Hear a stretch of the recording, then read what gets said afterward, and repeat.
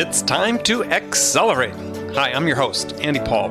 Join me as I host conversations with the leading experts in sales, marketing, sales automation, sales process, leadership, management, training, coaching, any resource that I believe to help you accelerate the growth of your sales, your business, and most importantly, you. Hello, and welcome to the show. I am so excited today to talk with my guest. Joining me is Steve Richard, co-founder of Vorsight, co-founder of VorsightBP. I mean, really a sales entrepreneur, if you will, I guess is one of the things I label you as.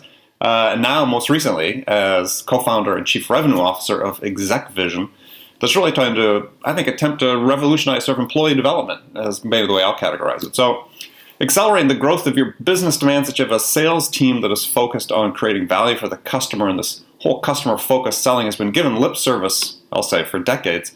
But one of the problems managers face with improving sales rep performance and becoming more customer-focused is that it's all about how they coach people. But the problem is that the information they have to coach their performers is usually anecdotal. It's after the fact. It's based on memory and recollection. And so with the ExecVision, Steve and his team are trying to change how you actually coach your people to greater levels of performance. So Steve, welcome to the show. Yeah, thanks, Andy. That was a great summary. So I sort of introduced you, but go ahead and introduce yourself. Fill in the blanks a little bit more about yourself. Yeah, I mean, really fundamentally, I'm an entrepreneur, and my passion has always been helping frontline, not just salespeople, but also customer-focused people.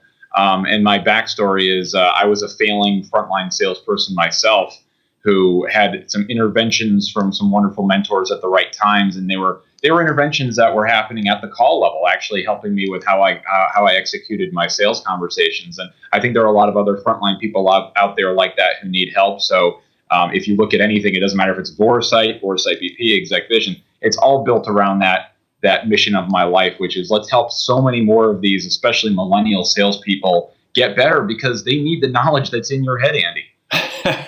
So, are you a millennial? I was born in 1980, so I'm right on the cusp, but I definitely identify more with the Gen Xers. Okay. All right. So where were you failing when you were selling? Started at the corporate executive board. I was what we would now call a sales development rep. At the time, they called it a marketing associate. Right. And you were cold calling CIOs and cold emailing CIOs of big companies to try to generate appointments. It's really hard to get those people on the phone. It's really hard to get their interest and attention. There's a lot of vendor noise and static out there. And like many new sales development reps, I was way over my head about a month and a half, 2 months in. And that's when I had the classic, Bud Fox from Wall Street, look yourself in the mirror moment when I said, what are you made of? And, right. and that's when I started sitting down with all the people in the organization. There were about 100 of us doing it. And learning the best practices, and then I had some interventions from some mentors. So was there an aha moment, like where it started making sense? You had this epiphany? Yeah. The aha moment was whatever works, and a lot of what works is counterintuitive. So don't do what you think you should do, what you feel is the right thing to do. Do what works based on observations and study of others. Now, was there one thing in particular that was counterintuitive that you found worked? Well, one of the things I'm kind of known for, the classics, is direct lines, getting someone's direct phone number. That was actually intuitive, but how to get it was counterintuitive, calling places like the IT help desk in the organization and places like that. Just the ability to get a CIO on the phone is so hard. Yeah, very interesting. So what was the drive then for starting your own venture? I mean, gosh, like I said, I call you a sales entrepreneur because this is your third venture at least, right? And you started in the sales space to help sales reps. What was that motivation? Yeah, at the time we started an appointment setting business, and the motivation there was, most salespeople are pretty darn good at closing deals. They're pretty lousy at opening doors, and at the time, that was my area of focus and expertise, and is how to open those doors in the first place. So that business grew very quickly. Now we're in Vorsight's in an ocean of cottage industry with a whole bunch of companies like Green Leads and Memory Blue and By Appointment Only and Inside Sales Team and Televerde, and I could go, the list goes on and on and on. There's so many excellent outsourced appointment setting firms out there. And then from there begat the training business, because what was happening is people were coming to us and saying, man, you guys are really good at the top of the funnel. Teach us what you do. How do you get in the door with all these really hard to reach executives and get them to pay attention? And that's where that came from. And then from there, the whole game film for the Salesforce exec vision is all about, most sales teams lack game film, which is again just insane when you think about it. If you're a sports fan and you think about it, if there was a football coach who didn't watch game film, they would be fired. Well, they'd automatically, because they couldn't compete on the field. Yeah, but now I straw poll. And Andy, I'm sure you do this too. I straw poll sales leaders or customer success leaders out there in the field, and I say, how often do you listen to calls? How often do you even just get on a call with a headset splitter, or just listen to what's going on, or watch a video of the demo? And the answer is almost never. Almost never, right? Yeah, as we talked about, I talked about in the intro, is that it's always based on anecdotal evidence. You're a coach, the rep, you sit down. So how'd it go with that customer? Well, I said this, they said that, da da da da da. Can I jump on that? It's almost like it's like an offensive lineman in football going back to their position coach, their offensive line coach, and the offensive line coach says, "Hey, Chuck, what happened there?" And they're like, "Well, the DN came at me like this, and then they tried the swim technique, and then they did this, and I tried to counter like this." It's absurd. I mean, versus saying, "Let's go look at the tape." Let's go look at the tape. All right, so let's jump in right into exec vision. So tell us what it is, what it does, and how it works. Yeah, more interesting is the problem it solves for, which is what I call the paradox of call recording. And the paradox of call recording is that almost every company has the ability to record, and we'll talk about this later, legally, so bookmark that, but every organization has the ability to record through either the phone system, there's screen sharing tools like Join Me, WebEx, ClearSlide, GoToMeeting, or their dialers, if they use a dialer like an InsideSales.com, Velocify, SalesLoft, the dialer, one of those things. So they all have the ability to do this, and they have the recordings, yet they do almost nothing with the recordings they have. Why? Now, if you dig into that problem, peel away the layers of the onion, the reason why is, 1, it's hard to find a call. 2, it's hard to find the right part of a call. 3, it's hard to share a call. It's hard to score a call. It's hard to annotate a call. Like if you're going to watch an hour-long demo and the only thing that really matters is these 15 minutes right here, you don't want to watch the whole hour as a sales leader. You want to get to the 15 minutes that count. And that's a place where I can coach. So our software, Exec Vision, solves for all of those problems. All right, well, let's run down the list. How's it do it? Yep. So the ability to, when you have a call, so when you receive, I'm going to use an example of a recorded demo. So let's pretend you have account executives who are doing recorded discovery qualification calls / demo meetings. Okay. Yeah. So on GoToMeeting or Join.me or something like that. Exactly. In the platform in Exec Vision, it pulls in the recording. Let's pretend it's one of those sources, and it combines it with data from the CRM, and then transcribes a call. So 3 things: 1, calls come in automatically. 2, calls are combined with CRM data. Number 3, calls transcribed. And the output of this is now you can search in the platform to find the call. You can, because the call's transcribed, you can search by a keyword, and you can fast forward to the part of the call that contains a particular word.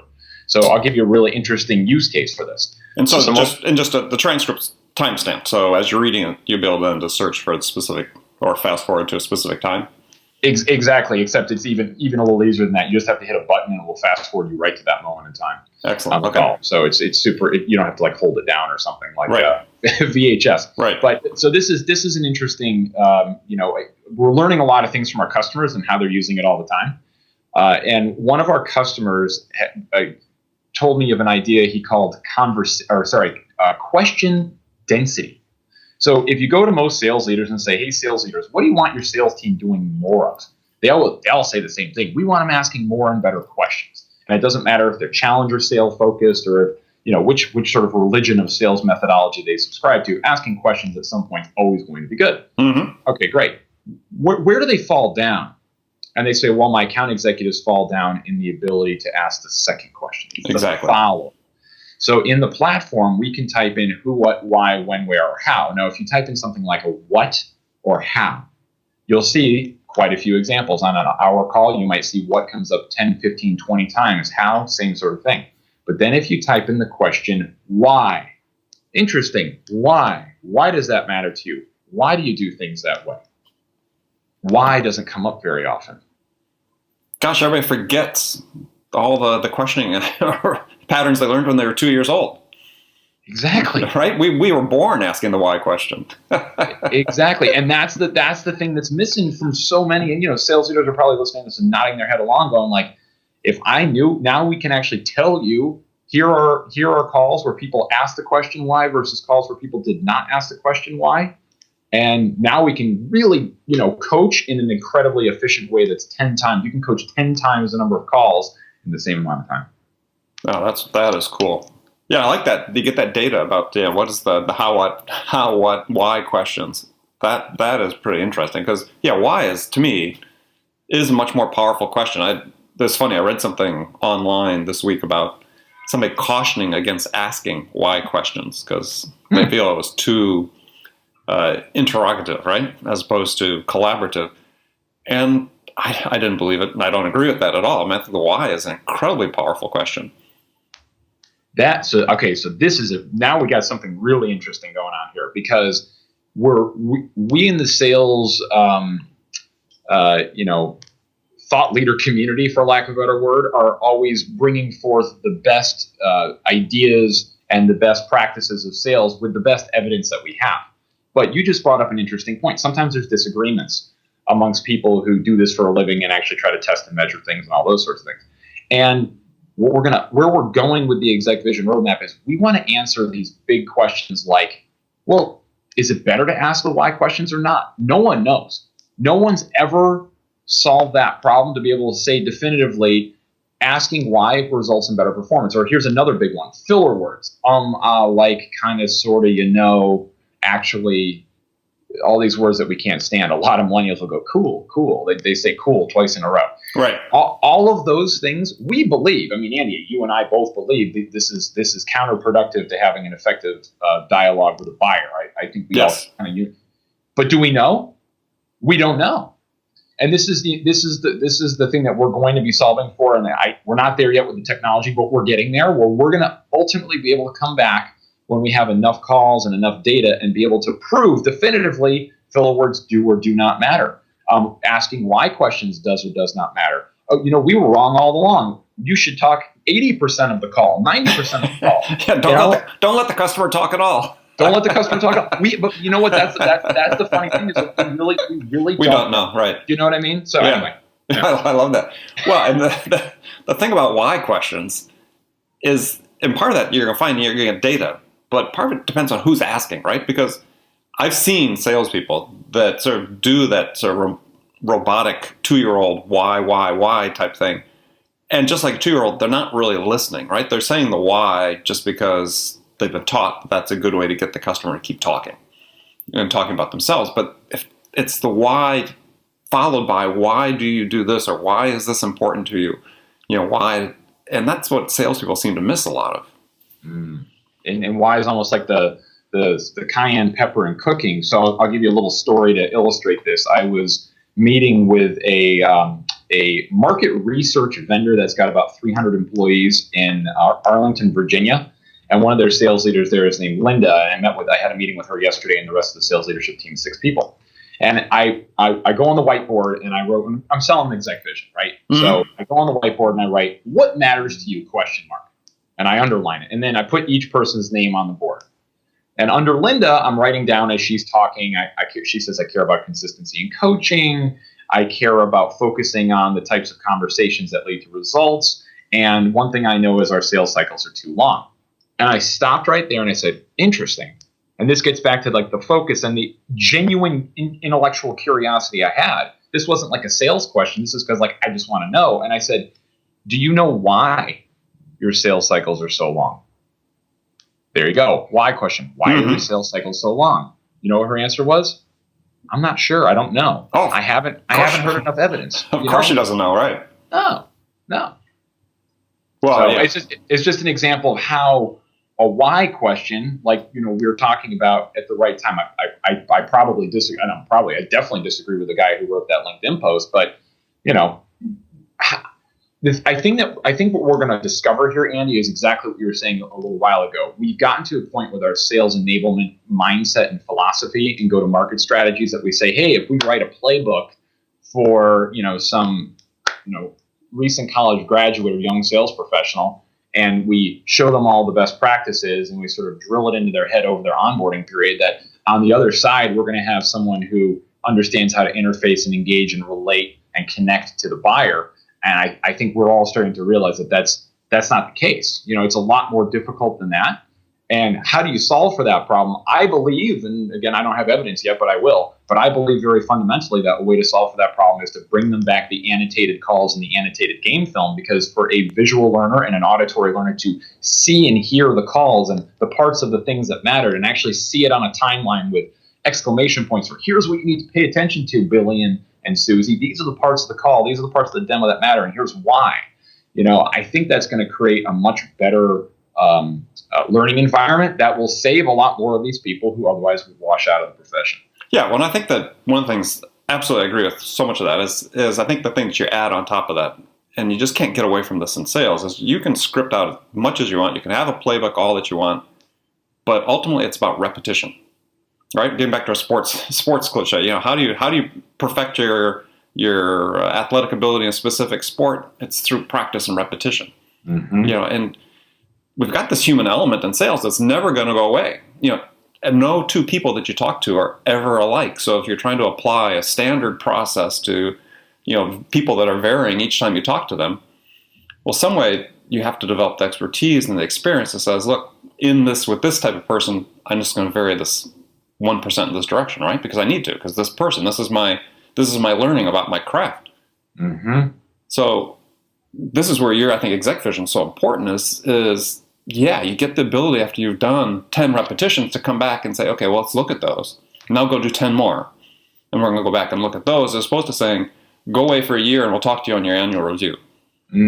Or we'll talk to you next month in the sales meeting.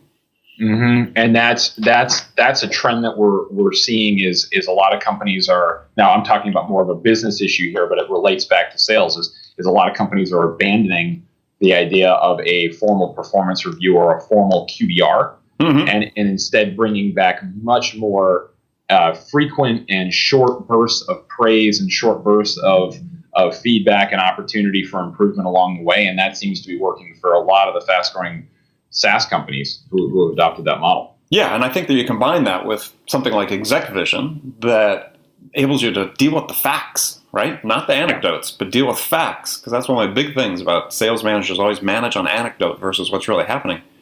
If you have the facts, I got to share. This is just an interesting little side story. So one of our customers, their chief marketing officer, who doesn't, never really listens to calls. Let's be honest with ourselves.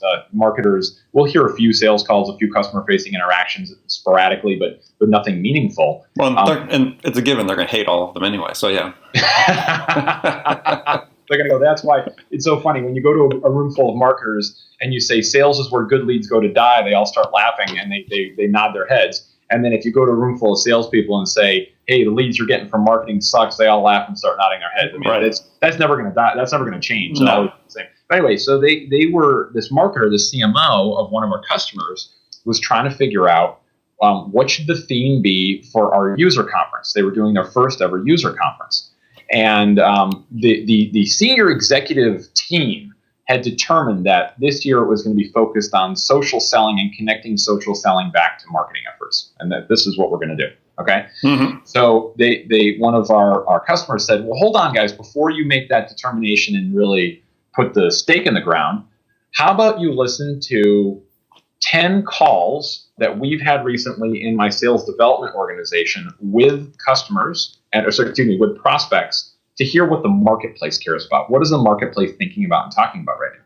And in fact, when they went back and listened to those, because they can fast forward to the keyword social, they went and listened to the parts where the sales development rep talked about social selling to marketers, and the marketers just didn't care, not even a little bit. But then they went back and said, well, what would they care about? Well, maybe content marketing. Then they went to the parts of the call where the word content was spoken, and voila, the marketers lit up when content came out. So they changed their entire theme for their first ever user conference from being all about social selling to being all about content marketing. And how do you do that? It goes back to marketers listening. Right. And how do you listen? You have to have an ability to listen to what the customer is saying.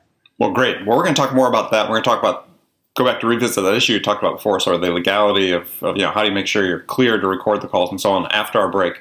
Now, before the break, I'm going to give you a hypothetical scenario to think about, and we'll talk about that as soon as we come back. And here it is. I've asked this of every one of my guests. So you are a new sales manager hired into an organization whose sales need to be badly turned around. And senior management's really anxious for you to get something going in a hurry. So what are the 2 things you would do during the first week that could have the biggest impact? So you think about that, and we'll talk about it as soon as we get back from the break. This is Andy Paul with my guest, Steve Richard from Vorsight and VorsightBP and ExecVision. Attention, sales leaders. Would you like to give your sales team the tools to drive more quality connects, scale their outreach, and spend more time selling? Well, you can with LiveHive. Get your ROI. Try it now at livehive.com/ROI. That's LiveHive, livehive.com/ROI. Hi, friends. This is Andy. Can you imagine a sports coach who doesn't use game film? I mean, it seems absurd. Yet it happens every day in sales organizations around the world that lack game film of their interactions with customers and prospects, leaving managers without a critical tool to help coach and improve the performance of their sales reps. But now you can unlock the power of your team's sales conversations with ExecVision. See why HubSpot, DiscoverOrg, ZoomInfo, and Tibco have all joined the game film revolution with ExecVision. To see a game film demo today, visit ExecVision at www.execvision.io or contact Steve Richard at srichard@execvision.io. Welcome back. I'm here today with Steve Richard from VorsightBP, ExecVision sales entrepreneur, multiple companies he started in the sales space to innovate in sales. Steve, I gave you a scenario before the break. New sales manager hired into a company that needs sales turnaround. What are the 2 things you do in the first week that could have the biggest impact? I need to know my players, so I need to assess the DNA of my players, and I need to understand who those people really are first. And I'm probably going to an assessment company to help facilitate that, but I'm using it as one data point. Mm-hmm. And then number 2, I need to have a baseline understanding of the interactions that they're having. So I need to sit and listen to as many of their different types of sales calls at different stages of the buyer's journey as possible. And then start asking them questions about where is the buyer in their buying process before I listen to a call, listen to what they have to say. They might not even know. After that, see how they match what they're doing as a seller to where the buyer is in their buying journey, if at all. So those are the 2 places I'd start, assessing and listening. Great answer. Like it. So back to ExecVision. We talked before about, we raised the issue about, okay, you're using this methodologies you might have in place, your dialers, whatever, that you can record calls or your join.me, go to meeting. So what's the advice you have to give your customers in terms of asking their counterparts, people they're talking to, the prospects or whatever, for permission to record? Okay, call recording laws are the most misunderstood laws in the world. And I'm having more conversations with sales teams and customer-facing teams that are saying things like, we want to record our calls, but our lawyers shut us down, our legal team shut us down. Okay, I am not a lawyer, guys. Caveat, not a lawyer. Hashtag not a lawyer. Maybe the only thing you haven't done. Maybe you should take care of that. No, sir. I will not be barred anytime soon. Okay, but here's what I know from the research that I've done. First of all, there are 12 two-party consent states in the country. The rest of them are single-party consent states, which means if I make a phone call from Virginia to Atlanta, Georgia, they're 2 one-party consent states. I can record that call legally. I don't have to ask for consent. Doesn't matter if it's scheduled, unscheduled, whatever. If I call into California, California is a 2-party state. Theoretically, I have to get permission, continue, or consent. Not theoretically. I do have to get consent for that call. So now let's talk about the implications for customer touch points. So think about customer touch points and customer facing. First of all, anytime someone calls inbound to you, it's really easy. You can have that little consent statement, hey, this call is going to be recorded for training purposes. Done. Mm-hmm. You're good to go. Okay. Secondly, if you're a company that does free trials, what we're seeing a lot of our customers do is in their T's and C's for their free trials, notification is provided that the call will be any calls may be recorded for training. Check. You're fine. You're legal. Okay. Now let's talk about outbound sales as opposed to inbound. Right. So for outbound sales, you've got 2 flavors. You've got scheduled and you've got unscheduled And by the way, I have a whole brief that writes that has all of this. So Andy, I'll share with you. You can share with your community. But Yep. in the unscheduled scheduled, if it is a scheduled call, now this is great. This is the best sentence I've ever heard in my life. This comes from the general counsel of one of our customers, Zoom Info. So their GC is the one that developed this, and it's beautiful. He said, do you mind if I record the call so I can focus on our conversation and check my notes later? Love it. Beautiful. I've said it well over 100 times. I had one person say no, a crotchety old guy in Utah who said, no, I prefer if you did. No problem, and I didn't record it. All right, so who doesn't want to have someone check their notes later on? So now you can record outbound scheduled calls with consent. You shouldn't have a problem. The last bucket that leaves is our favorite, which is the outbound unexpected or unscheduled call. So if you're talking about like a warm call, cold call, calling to follow up on a lead, that kind of thing. Mm-hmm. In those cases, you can make a decision. You're not going to get consent, so throw that out the window. I mean, I'm not going to cold call you and say, hey, Andy, do you mind if I record this? But you can do one-sided recording, or depending on the state, you can have a faint tone in the background. So that's the tricky one you really have to talk to the lawyers about. Most of the companies that we're working with, the customers we're working with, are electing to do one-sided for that. So they'll use either their telephone provider or their dialer has the option for one-sided. Like, for example, on InsideSales.com, a SalesLoft, Velocify, Dial Source, New Voice Media, Cinetti, the list goes on and on and on. Most of those dialers have a one-sided call recording option. A Phone Burner, and my friend Pete Gracie, and many, many others. But you can go into one-sided recording mode, in which case you're completely legal and compliant. So check with your organization about call recording and laws and legality and all that sort of thing. But keep in mind, there's a lot of flexibility. Now, another final point here is that some of these laws are written in very stringent and tough ways, yet they're almost never litigated against. So it's something you have to be really cognizant of. But realize it's all about managing risk. It's all about, what's acceptable level of risk, because some of your lawyers might say, well, what if they don't ask a consent statement? If they don't 1 in 50 times, right? But you have a demonstrated pattern of having done that, then you should be okay. Check with your lawyers. And for any of your customers, have any of their prospects asked for transcripts as well? Transcripts is in? Well, I mean, let's say you've made a call to somebody and say, it's a detailed call. You're getting some real detail, and the customer says, yeah, you recorded that. Well, I'd like to get a copy of that transcript. Very interesting. So one of the ways in my own selling, I'll tell you a story in my own selling, that we've used Exec Vision for an interesting use case is because we're recording the demos with consent after the fact at the end of the call. And you and I have talked about this consensus and the amount of, decision makers and stakeholders up and up and up. And it's just enormous hassle to have to go and do the same conversation 5 different times with 5 different people. In fact, Demo Chimp is something that I'm going to be working with shortly to help you with that problem. Right. Right now, one of the things I'm doing is in Exec Vision, after I'm done, I mark the call and I tag key moments. So I'll tag, the 20 minutes of the call that's really the thing that everyone else needs to listen to. And they don't have to hear all of the other stuff we're talking about, but I'll mark a couple of key moments and then send them that recording in Exec Vision. They share that around with the decision maker, so it's better than a transcript. Nobody wants to read a transcript. Everyone wants to just watch the right part of the video. Perfect. Well, you make it short by being able to tag the relevant spots. I love that. So how do you use Exec Vision for, or how you're not you, but your customers for onboarding new reps? So this is a big thing we hear again and again, is that most people's onboarding is flat. It's not multimedia. And there's nothing that's better. 70% of our new hires, every new hire that comes through Vorsight, our outsourcing business, we hire 5 a month.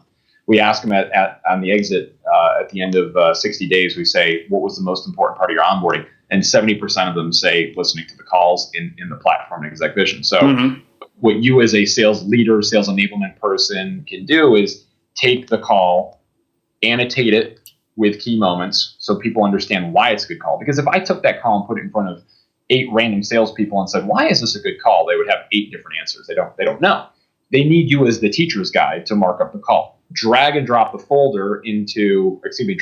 call into best practices folders. And now in any best practices folders, you can see several examples of calls that illustrate that idea. So one of one of the things we teach our clients at VorsightBP and teach internally at Vorsight is this notion of 3x3 research. How do you find 3 key pieces of information on the company or contact in 3 minutes of research? It's one of our little monikers.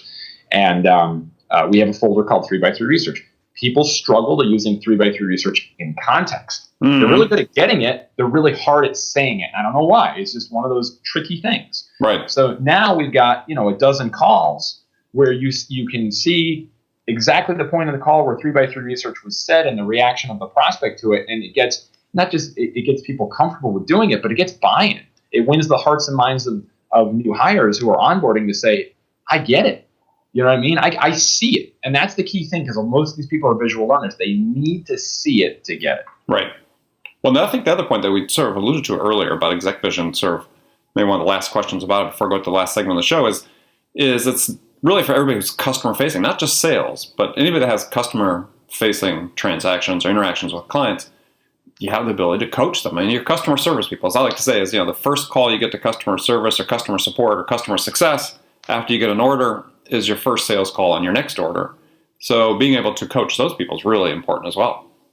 Yeah, and it's so I had a sales call with Thompson Creek Window Company in Maryland, and I love what they're doing up there. Rick West and his team, the CEO there, what they're doing. And we talked about, I started the meeting by saying, who are your customer-facing touch points? And he mapped out 6 different unique functional areas that are customer-facing touch points. And then my next question is, which of those are the highest priority for you? Like, in other words, which of those ones are the ones where you just can't screw it up? And he thought about it. And he said, all of them, because that's how I create an amazing experience for my customer. Mm-hmm. And I get goosebumps, thinking about that, because I'm sitting there going, son of a bitch. That's why Rick West is where he is in life. Exactly. Right. He nailed it. So yeah, we really have to be cognizant of that experience and how is that customer experience created? Andy, it's through conversations. Yep. Yeah, and being able to say, as an entrepreneur, a business leader, sales leader, being able to coach people on all those interactions. I'll give an example. One from the opposite side is years and years ago, at a CEO of one of our biggest customers comes and visits this startup I was working for. And we were sort of a mature startup, and he comes in the door and he says, "Where's Eileen?" And I'm sitting there with the CEO and myself, and that's the first thing he says when we look at each other and said, "Eileen? You mean customer service, Eileen?" He goes, "Yeah." And he says, "Well, follow me." And so we walk down the hallway, we go to Eileen. This is a true story, honest to God. And we get to our cubicle, and he shakes her hand. He says, "Eileen, George." And then he turns to our CEO and he says, "She's the reason we continue to buy from you." Love it. Love it. Yeah, and she was great on the phone. She was obviously great with the customer.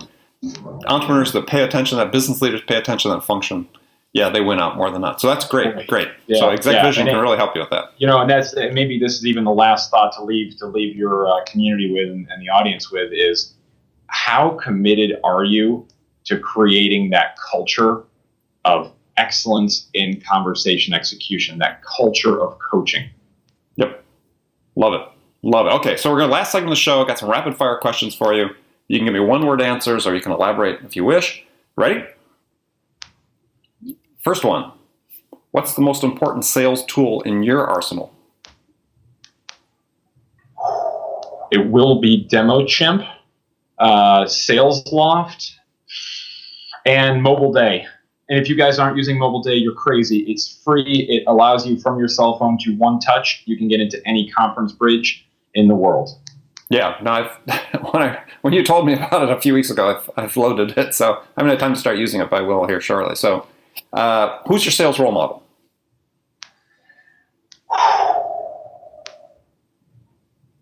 Combination of... I'm gonna say my business partner Tom Snyder with VorsightBP because of what he taught me about active listening. Amazing. All right. What's the one book? Not necessarily a sales book. What's the one book every salesperson should read? Other than yours? Other than mine. Tony Hughes wrote a book called The Joshua Principle, where he talks about a young man's coming of age story in sales, and it's the perfect book for not a brand new salesperson, but once you've been in sales for about 6 months or a year, and you've had some of the pain of being a salesperson, it's just incredible. All right. Good recommendation. So what's your favorite music to listen to psych yourself up for an important call or meeting? Oh, how about Heart? Ah. Any particular song? Or maybe Phil Collins. I don't know. No, I'm a big fan of a whole bunch of different music. I don't normally do that, but I just want to think of something that was kind of funny. Well, I had somebody yesterday I was talking to that was almost embarrassed to admit that it was Genesis. I said, no, it's okay. Genesis is fine. Oh, come on. Yeah, it's great stuff. Yeah. All right. So what's the first sales activity you do every day? Lately, it's been look at my pipeline. Historically, it's been listening on social media. And last question for you. The one question you get asked most frequently by salespeople is? When is it time to let them go? Okay, so a question for managers. When's the time to let them go? Yeah, and I don't like to be a negative Nancy and don't want to go down on that note, but there is a DNA of someone who will be successful in sales, and it goes back to my mission of I want to save as many of them as I possibly can, Andy. But there is a time when it becomes glaringly evident to everyone that this particular individual is not cut out for this job, and you can't make a cat bark. Okay, first time I heard that expression, I like that, can't make a cat bark. I agree, right? People have expiration dates. You need to recognize when you've reached yours or somebody's reached theirs and help them transition to something else. Yeah. Okay, good. So I want to thank you for joining me, Steve. My guest has been Steve Richard, co-founder of ExecVision and VorsightBP and Vorsight itself. So tell people how they can learn more about you. Awesome, Andy. Well, the VorsightBP blog is where we put a lot of energy and focus. So check out the VorsightBP blog. And then with ExecVision, execvision.io. Yes, I'm trying to buy the .com. Somebody else owns the .com. So execvision.io. But you know what? Connect with me on LinkedIn. You know what the best thing is to do? Because periodically I put out, maybe 2 or 3 times a year I put out content. I'm going to be doing the largest survey of call recording usage ever done at some point very soon. So if you connect with me on LinkedIn, you will be the recipient of that, and we'll be giving away like probably a half dozen GoPros to try to get people encouraged to give us some factual evidence on what they're doing. Great. Well, good. Well, I appreciate you joining us. So remember, friends, make it a part of your day every day to deliberately learn something new to help you accelerate your success. And subscribing to this podcast is an easy way to do that, because then you'll make sure that you don't miss any of our conversations with top experts like our guest today, Steve Richard, who share their experience and wisdom about how to accelerate the growth of your business. So until next time, this is Andy Paul. Good selling, everyone. Thanks for listening to the show. If you like what you heard and want to make sure you don't miss any upcoming episodes, please subscribe to this podcast on iTunes or Stitcher.com. For more information about today's guest, visit my website at andypaul.com.